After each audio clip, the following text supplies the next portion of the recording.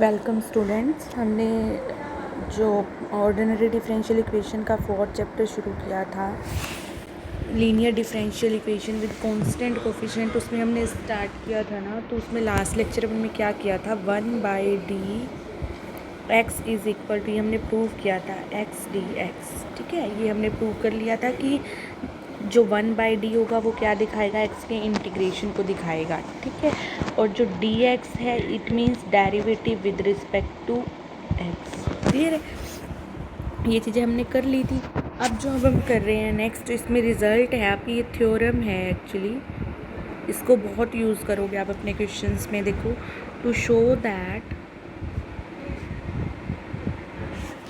1/d minus alpha x is equal to e raise to power alpha x into integration e raise to power minus alpha x dx। ठीक है, और एक चीज़ और, मैंने आपको बोला था कि जो आपकी इक्वेशंस होंगी ना वो किस टाइप की होंगी, इक्वल टू में x, यानी कि कोई ना कोई x का फंक्शन गिवन होगा जो भी इक्वेशन। और मैंने आपको ये भी बताया था ये हम फंक्शन ऑफ क्या लेके चलेंगे, d। तो यहाँ वाले के अकॉर्डिंग आप कॉम्प्लीमेंट्री फंक्शन फाइंड करोगे, इसके कॉरस्पॉन्डेंस आप पर्टिकुलर इंटीग्रल फाइंड करोगे। पर्टिकुलर इंटीग्रल के लिए आप क्या करते हो, 1/f(d) इंटू में ये x लेके चलते हो। ठीक है, इसी के लिए हम ये चीज़ें सॉल्व कर रहे हैं। तो एफ डी सपोज़ करो आप, उस जो भी एफ डी होगा आप सपोज़ करो उसको आप इस फैक्टर में रिड्यूस कर सकते हो, मतलब लीनियर फैक्टर में अगर आप उनको रिड्यूस कर लेते हो, ऐसा कुछ फैक्टर हो जाता है 1/d minus alpha into x. तो आप इसके लिए ये रिज़ल्ट यूज़ करोगे। ठीक है, तो ये होगा कैसे, इसका प्रूफ देखो, let 1/d minus alpha into x is equal to y. हमने इसको क्या मान लिया, वाई मान लिया। Operating d minus alpha both sides.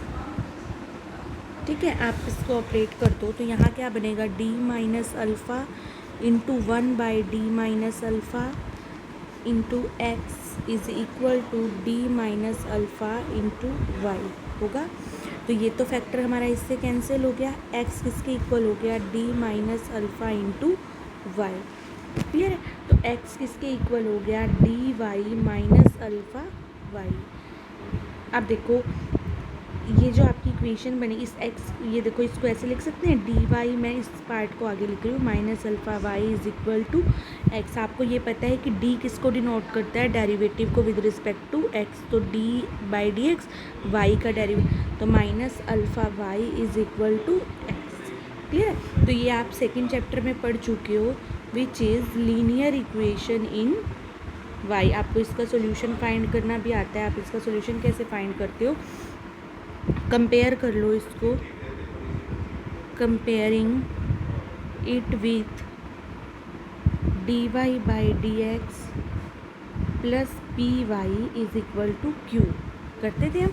तो आप देखो यहाँ पे आपके पास क्या है, dy/dx की जगह तो यही है, p की जगह आपके पास क्या है, माइनस अल्फ़ा, एंड q की जगह आपके पास क्या है, x। ठीक है, तो इसका इंटीग्रेटिंग फैक्टर फाइंड करते हो आप। इंटीग्रेटिंग फैक्टर किसके इक्वल होगा, e raise to power p dx। तो e raise to power p की वैल्यू क्या है, माइनस अल्फ़ा dx, तो वैल्यू क्या हो जाएगी, e raise to power minus alpha x। ये हमारा इंटीग्रेटिंग फैक्टर आ गया।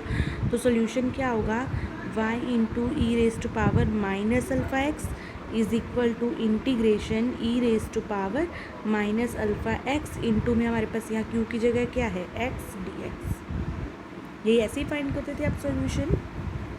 तो देखो, तो y इज़ इक्वल टू, इस e raise to power minus alpha x को वहाँ लेके जाओगे डिवाइड में आ जाएगा, ऊपर चला जाएगा तो पॉजिटिव हो जाएगी पावर। ठीक है, e raise to power alpha x into e raise to power minus alpha x into x dx। ठीक है, तो देखो y की वैल्यू हम क्या लेके चले थे, जो हमने स्टार्टिंग में ली थी, 1/d minus alpha into x, यही ली थी। तो देखो मैं यही पुट कर रही हूँ वापस यहाँ, तो 1/d minus alpha into x is equal to e raise to power alpha x into integration e raise to power minus alpha x into x dx। और आपको पता है जो आप पर्टिकुलर इंटीग्रल में फाइंड करके लेके चल रहे हो ना, उसमें क्या लेके चल रहे हो, बाय डेफिनेशन इसमें कोई आर्बिट्रेरी कांस्टेंट नहीं होगा। ठीक है, तो यहाँ पर आपके पास यही चीज़ आपको क्या करनी थी, प्रूव करनी थी। ये रिज़ल्ट है, मतलब अगर आपके पास जो पर्टिकुलर इंटीग्रल निकालोगे इस टाइप का फंक्शन बन जाता है तो ये रिजल्ट अप्लाई कर दोगे, कंपेयर कर लोगे अल्फ़ा की वैल्यू क्या है और वो यहाँ यूज़ कर लोगे। अब इसके बाद देखो आपका इसके बाद एक प्रूफ है, वो भी इम्पोर्टेंट है। देखो कहते हैं प्रूव दैट, उसमें 2 पार्ट गिवन है। 1/d minus alpha into x is equal to integration उस e raise to power alpha, जो भी हमने प्रूव किया, e raise to power minus alpha x into x d x. ठीक है, तो आप देखो फर्स्ट पार्ट, और इसमें सेकंड कहते हैं कि फाइंड करो 1/d माइनस अल्फ़ा का whole square e raise to power alpha x is equal to x square by 2 e raise to power a x, sorry alpha x. ठीक है, तो आप देखो जो आपका ये फर्स्ट पार्ट है ये तो बिल्कुल वही है जो अभी हमने ऊपर प्रूव किया, इसको तो हमें करने की ज़रूरत नहीं है, ये तो वही है। ठीक है, इसको यूज़ करके हम सेकंड पार्ट इसको सॉल्व करेंगे। तो देखो मतलब अगर ये है क्या एक्चुअली 1/d माइनस अल्फ़ा का square into e raise to power alpha x is equal to x square by 2 e raise to power alpha x, ये हमें प्रूव करना है। तो देखो यहाँ पे आप देखो एक्स की जगह क्या गिवन है आपको, e raise to power alpha x given है पहली चीज़। तो फिर देखो यहाँ पर ये फैक्टर की पावर क्या दे रखी है, 2 दे रखी है। तो आप देखो इसको क्या लिख सकते हो,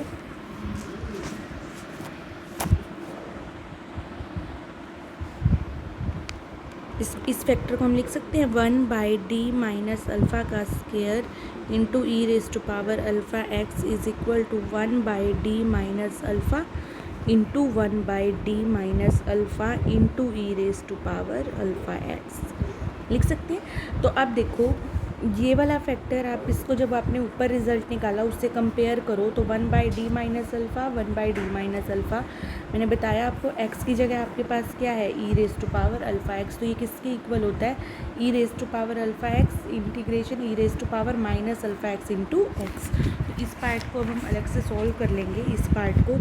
तो 1/d माइनस अल्फ़ा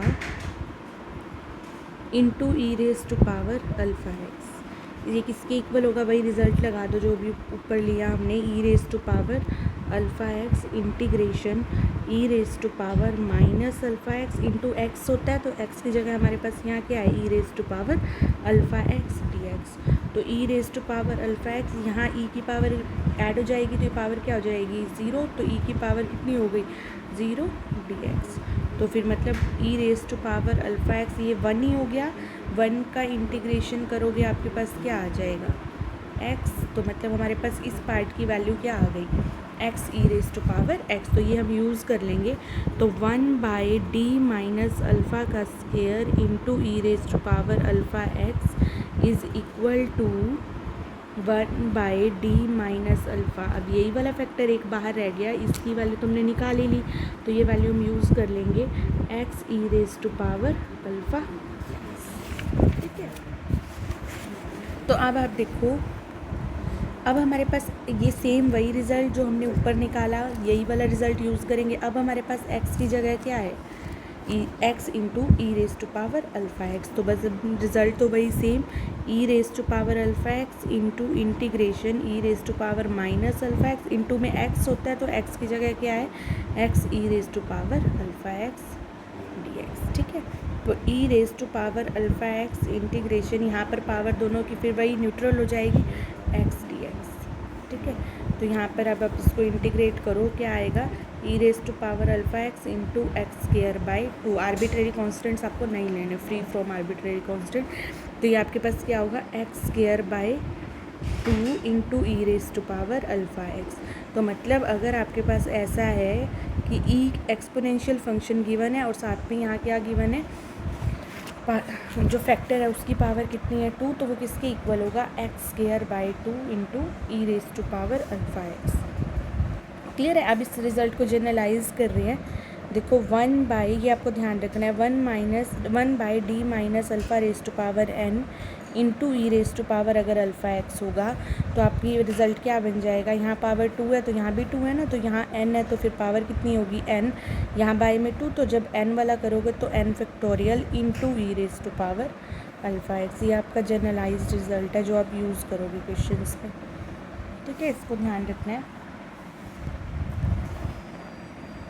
तो अभी जो आपने किया उसमें 2 रिज़ल्ट किए हैं आपने आज वाली। एक तो फर्स्ट थ्योरम थी आपकी कि आपके पास अगर 1/d minus alpha into x है तो वो किसके इक्वल होगा, इसके इक्वल होगा। फिर हमने इसको यूज़ करके सेकंड थ्योरम को प्रूव किया, 1/d माइनस अल्फ़ा का अगर स्केयर है into e raise to power alpha x तो ये किसके इक्वल होगा, x square by 2 e raise to power alpha x, ठीक है। तो इसका जनरलाइज्ड रिज़ल्ट क्या होगा कि मतलब अगर इसकी पावर हम क्या कर देते हैं, n कर देते हैं, ठीक है, तो फिर वो किसके इक्वल होगा, x raise to power n by n factorial into e raise to power alpha x. ये आपको ध्यान रखने हैं रिजल्ट्स, क्लियर है।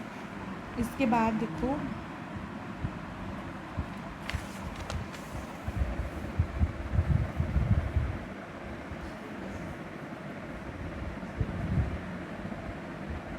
इसके बाद आपका एक इजी और इम्पोर्टेंट रिज़ल्ट है। देखो अगर आपके पास आपको निकालना होगा ना पर्टिकुलर इंटीग्रल, तो 1/f(d) इंटू में अगर आपके पास क्या है, e raise to power a x है, ठीक है।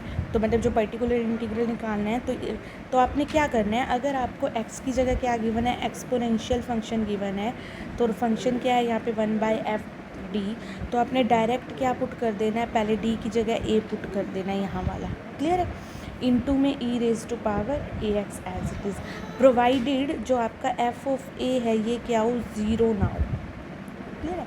ये चीज़ आपकी जब ए पुट करो तो आपकी वैल्यू क्या, ये ज़ीरो नहीं होनी चाहिए, ठीक है। अगर ये वैल्यू आपकी सपोज करो ज़ीरो हो जाती है ना, अगर आप मान लो डी की जगह ए पुट कर रहे हो और आपके पास क्या होगी, ये वैल्यू ज़ीरो हो गई है, इफ़ एफ ऑफ ए क्या हो गया, ज़ीरो हो गया, तो इस केस में आप क्या करोगे, इस केस में आप पहले जो एफ ऑफ डी है ना इसका एक बार क्या कर दोगे, डेरिवेटिव, मतलब आप 1/f'(d) लिखोगे into e raise to power a x. तो f'(d) में क्या पुट करके देखोगे, a पुट करोगे और साथ में एक बार डेरिवेटिव किया है, तो आप अब देखो पुट करोगे तो इसमें ये वैल्यू है ना आपकी, ये ज़ीरो नहीं बननी चाहिए। तो इसका रिज़ल्ट अगर पुट करोगे तो देखो एक बार डेरिवेटिव कर रहे हो तो साथ में क्या आएगा, एक्स की पावर 1, ठीक है, और a पुट कर दोगे यहाँ पे तो 1/f'(a) हो जाएगा into x e raise to power x, provided ये अब आपका ज़ीरो नहीं होना चाहिए।